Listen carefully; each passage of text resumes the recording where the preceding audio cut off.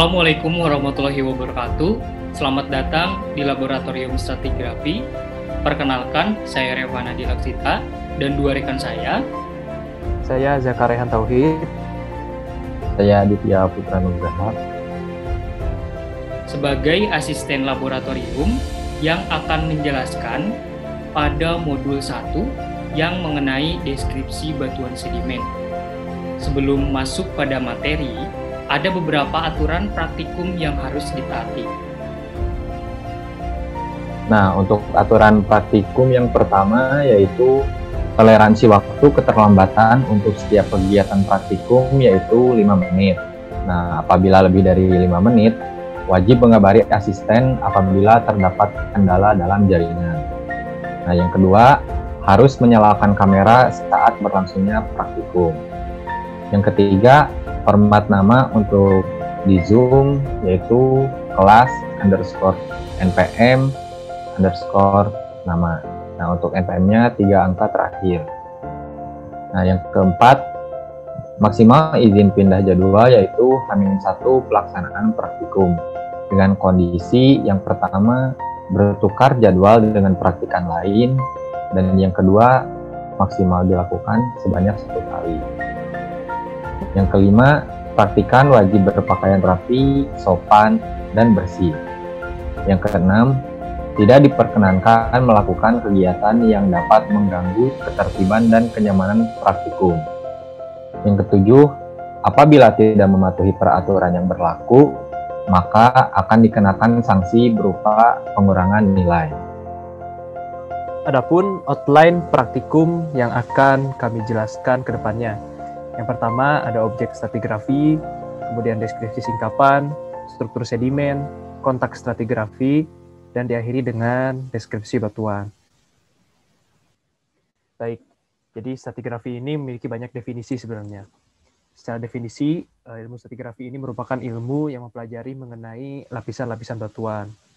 Kemudian secara arti luas, stratigrafi juga membahas mengenai aturan, hubungan, dan keterjadian genesa dalam kaitannya dengan ruang dan waktu. Sementara secara arti sempit, stratigrafi ini merupakan ilmu pemberian lapisan batuan. Karena yang diperdalamnya adalah lapisan-lapisan batuan, jadi umumnya objek dari ilmu stratigrafi ini adalah batuan sedimen. Terkadang juga ada pemberian batuan beku dan metamorf yang skalanya atau kapasitasnya lebih sedikit. Dalam tingkat pemberian batuan, itu dari besar ke kecil, dapat dilihat sebagai berikut. Ada kelompok, formasi, anggota, singkapan atau outcrop, dan yang paling kecil adalah hand specimen. Kemudian apa itu singkapan? Jadi singkapan ini merupakan suatu tubuh batuan yang terlihat atau endapan batuan yang berada di permukaan bumi. Kemudian ada ciri-cirinya. Kalau singkapan ini menempel dengan bagian kerak bumi dan tidak terlepas. Dan berbeda dengan batuan lepasan. Batuan lepasan itu merupakan batuan yang tidak terhubung dengan kerak bumi dan asalnya pun tidak jelas. Baik, dalam tahapan deskripsi singkapan pun, yang pertama kita harus memastikan hal tersebut. Kemudian yang kedua, perhatikan singkapannya itu dengan cara. Yang pertama, amati sejauh mungkin. Itu gunanya untuk mengetahui konfigurasi dari singkapan tersebut secara keseluruhan. Nah, kemudian ada yang perlu diperhatikan ketika kita mengamati dari singkapan tersebut. Yang pertama, apakah batuan sedimen itu berlapis? Kemudian maka perhatikan perlapisannya, apakah mengarah ke suatu arah ataupun terbagi-bagi. Kemudian yang kedua, perhatikan stratum atau perlapisan dari batuan tersebut. Perhatikan perlapisan apakah melengkung atau tidak, ataukah menerus atau tidak. Dan yang ketiga, perhatikan juga kesamaan dari karakter batuan yang sedang diamati. Setelah kita melakukan pengamatan dari jauh, kemudian amati secara lebih dekat dan lakukan verifikasi apa yang sudah diamati dari kejauhan. Lalu yang ketiga, data-data yang telah dikumpulkan akan dimasukkan ke dalam jurnal lapangan atau deskripsi singkapan. Data-data yang perlu dicantumkan itu antara lain data awal singkapan berupa koordinat, nama peneliti, cuaca, lokasi, dan azimut foto. Kemudian sketsa singkapan, dapat orientasinya horizontal, vertikal, ataupun dapat dibuat dengan log litologi. Lalu ada struktur sedimen yang teramati Masukkan juga data foto singkapan, deskripsi batuannya, dan tulis data strike depth. Dan berikut merupakan contoh dari jurnal lapangan beserta data-data yang perlu diisinya, seperti yang telah saya sebutkan sebelumnya. Contoh gambar singkapan ini dapat ditaruh ke dalam sketsa dengan gambar sebagai berikut. Dapat dibuat dengan penampakan atas, membuat garis penampang A ke B, kemudian dibuat sketsanya secara lateral. Ataupun dapat dibuat log batuan seperti gambar di samping. Nah, lanjut kita masuk pada struktur sedimen. Nah, struktur sedimen dalam stratigrafi digunakan untuk menentukan letak top dan bottom suatu lapisan.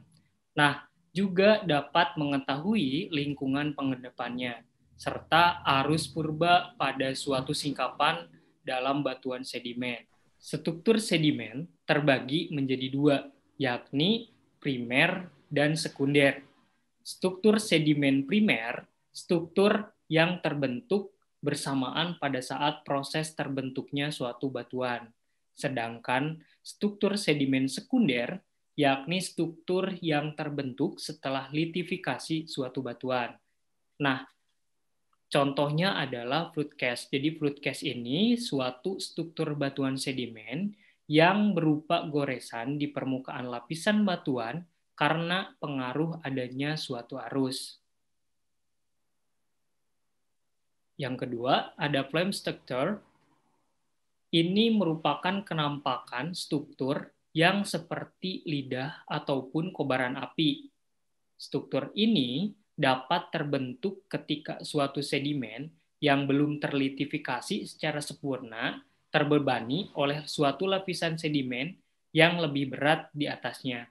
Jadi lapisan sedimen yang belum terlitifikasi sempurna kemudian mengalami pengendapan material baru di atasnya, masanya lebih besar dan lebih berat. Akibatnya lapisan bawahnya mengalami sebuah semburan karena yang bawahnya lebih ringan dibandingkan yang di atasnya. Biasanya yang mengalami seperti lidah atau kobaran api ini, atau yang mengalami pembebanan ini biasanya lapisan batuan lempung. Dan yang ketiga, load cast. Load cast ini merupakan struktur batuan sedimen yang menunjukkan suatu lekukan di permukaan ataupun bentukan tak beraturan karena pengaruh beban. Jadi seperti yang tadi dijelaskan sama adanya pembebanan, cuma yang membedakan adalah pola hasil dari pengaruh bebannya. Kontak stratigrafi, yakni bidang perlapisan yang merupakan hasil dari proses sedimentasi yang berupa yang pertama berhentinya suatu pengendapan sedimen, kemudian dilanjutkan oleh pengendapan sedimen yang lain, dicirikan oleh perbedaan umur, kemudian ditandai dengan perbedaan komposisi mineral, kandungan fosil, dan lain-lain. Yang kedua, perubahan warna material batuan yang diendapkannya.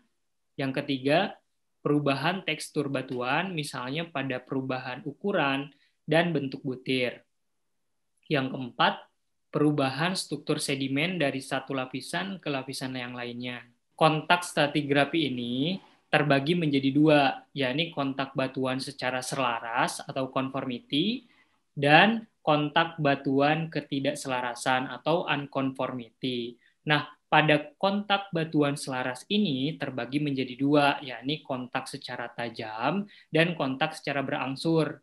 Kontak selaras ini menjelaskan hubungan antar perlapisan yang selaras atau kontinu atau menerus, kemudian tidak terdapat adanya selang waktu ketika pengendapan itu terjadi. Nah, yang pertama ada kontak tajam. Jadi kontak tajam ini kontak antara lapisan satu dengan yang lainnya yang menunjukkan perbedaan sifat fisik yang sangat mencolok. Jadi kontak tajam ini terlihat sekali perbedaan litologi lapisan 1 dengan lapisan 2. Jadi terlihat secara garis vertikalnya. Yang kedua ada kontak berangsur atau gradasional. Kontak berangsur ini atau kontak gradasional ini merupakan kontak lapisan yang perubahannya secara gradasi, sehingga batas kedua lapisan ini tidak terlihat begitu jelas. Jadi kontak berangsur ini secara kias perubahannya. Nah, ini contoh gambar atau foto di lapangan. Jadi yang kontak tegas ini terlihat begitu jelas adanya perbedaan litologi, sedangkan kontak gradasional ini tidak terlihat begitu jelas. Hubungan antara satu lapisan dengan yang lainnya, batas atas dengan batas bawahnya tidak kontinu atau tidak menerus, atau berbanding terbalik dengan kaidah hukum Steno. Dalam kontak batuan tidak selaras terbagi. Yang pertama, ada angular unconformity. Angular unconformity ini merupakan kontak ketidakselarasan yang menyudut atau ketidakselarasan pada bidang atau suatu lipatan batuan. Jadi awalnya yang tadinya lapisan sedimen terendapkan secara horizontal, kemudian terdeformasi membentuk lipatan, dan lipatan itu mengalami erosi, kemudian terendapkan kembali sedimen baru. Nah, jadi lapisan yang sebelum tererosi dan sesudah erosi itu memiliki sudut. Dan yang selanjutnya ada disconformity. Disconformity ini yakni kontak ketidakselarasan yang sejajar yang memiliki ciri pada permukaan bidang ketidakselarasannya terdapat erosi yang tidak rata dan tidak beraturan. Kemudian terendapkan kembali material baru di atasnya. Yang ketiga, ada non-conformity, yakni kontak ketidakselarasan yang terjadi antar lapisan batuan sedimen dan batuan beku ataupun batuan metamorf yang terkena erosi, yang kemudian terendapkan material baru di atasnya. Jadi non-conformity ini dengan disconformity sama-sama tererosi, cuma yang membedakan adalah batuan yang tererosi. Apabila non-conformity ini terjadi pada erosinya itu terjadi pada batuan beku ataupun batuan metamorf, sedangkan disconformity erosinya terjadi pada lapisan batuan sedimen. Dan yang terakhir ada paraconformity. Paraconformity ini yakni kontak ketidakselarasan pada permukaan antar lapisan sedimen yang terbentuk dipengaruhi oleh jangka waktu yang berbeda. Jadi paraconformity ini dipengaruhi oleh jangka waktu perbedaan ketika pengendapannya. Jadi paraconformity ini dapat diketahui dengan kita mengetahui fosil-fosil yang dikandung di dalam lapisan batuan. Nah, untuk yang terakhir ada komponen deskripsi batuan sedimen. Yang pertama itu ada warna. Warna terbagi menjadi dua, yaitu warna segar dan warna lapuk.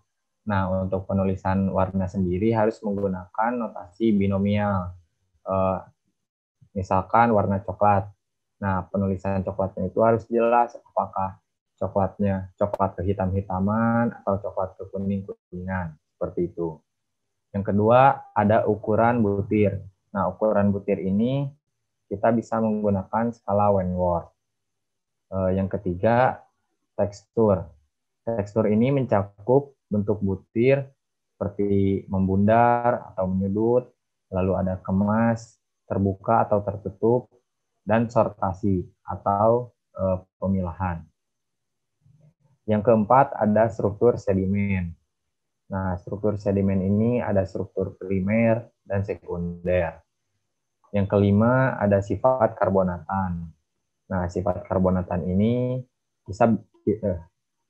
yang kelima ada sifat karbonatan. Nah, sifat karbonatan ini kita bisa menggunakan HCl untuk pengetesannya. Apabila batuan yang ditetesi HCl berbuih, maka batuan tersebut memiliki sifat karbonatan, dan begitu pun sebaliknya. Yang keenam, ada kekerasan.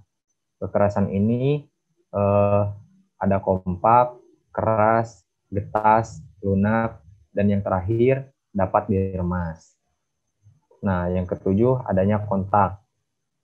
Kontak ini ada dua, selaras dan tidak selaras. Nah, apabila kontak ini tidak teramati, maka bisa ditulis tidak teramati dan jangan dikosongkan.